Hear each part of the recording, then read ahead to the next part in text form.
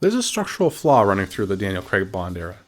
A flaw so fundamental, so baked into the bones of its serialized storytelling, that it quietly undermines the power of its villains, and ultimately, the emotional weight of the entire saga.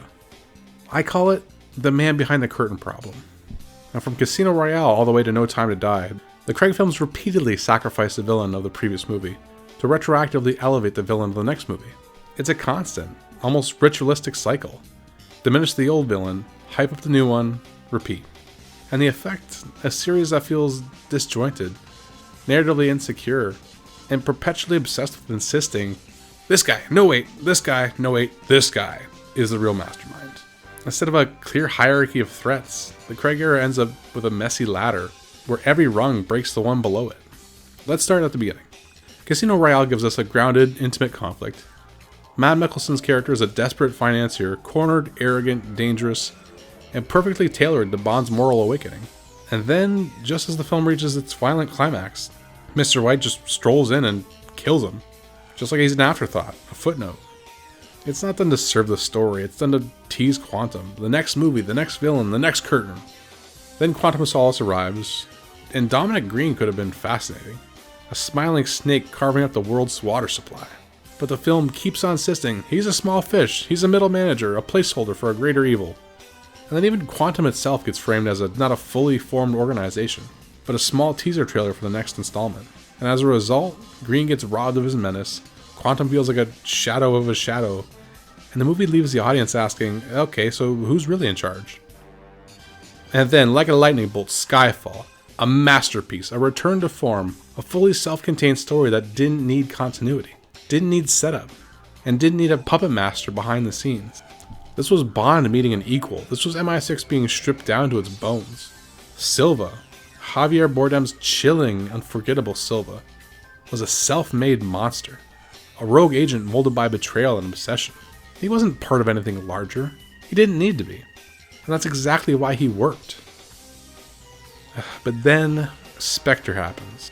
Suddenly everything, Quantum, Green, Mr. White, even fucking Silva, gets retroactively swept into one giant retcon. Silva, perhaps the best Bond villain that this era had to offer, gets demoted from independent force of chaos to puppet all along, a man manipulated by Blofeld. Narratively, this is catastrophic. It drains Silva of autonomy, and it weakens the emotional core of Skyfall. And it turns a thematically rich personal vendetta into just another cog in a franchise puzzle. And the Blofeld reveal? Already controversial. Not because audience hated seeing the character return, but because the film never earned it. It just felt tacked on, it felt forced. A twist for the sake of a twist. And unlike the classic versions, this Blofeld lacks aura, he lacks mystique, he lacks gravitas. A less evil organization, it feels more like Jared Leto's cult. And that's the big problem, because when you reveal the man behind the curtain, he needs to be worthy of everything he supposedly controlled. And it wasn't the actor's fault.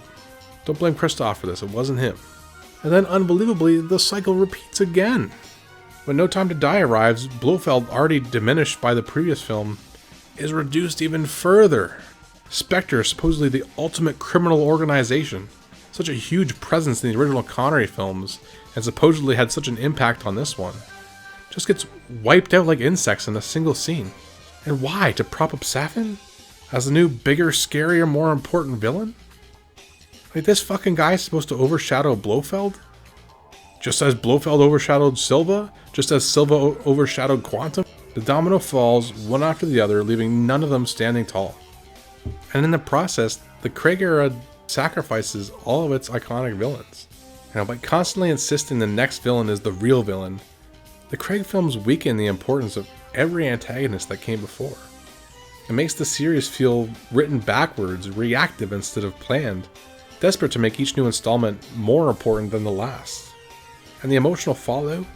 Major moments lose impact, conflicts lose weight, threats lose credibility. Because if every Bond villain is secretly working for somebody else, then none of them really truly matter. Sometimes a villain should simply be a villain, a threat unto himself. Not a puppet, not a tease, not a footnote in someone else's master plan. And maybe, just maybe, if the Craig era had trusted its villains to stand on their own, its legacy would feel a little less disjointed and a lot more powerful. Because we remember the Craig films for being the most recent ones, but what happens when that changes? What happens when these new films come out? And like, are these villains going to be mentioned in the same breath as Goldfinger or Trevelyan? Is that going to happen?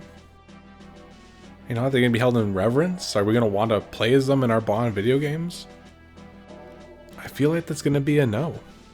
I feel like the man behind the curtain problem is something that's ultimately going to make these films be forgotten in the future. Only time will tell. But until then, thanks for watching, guys.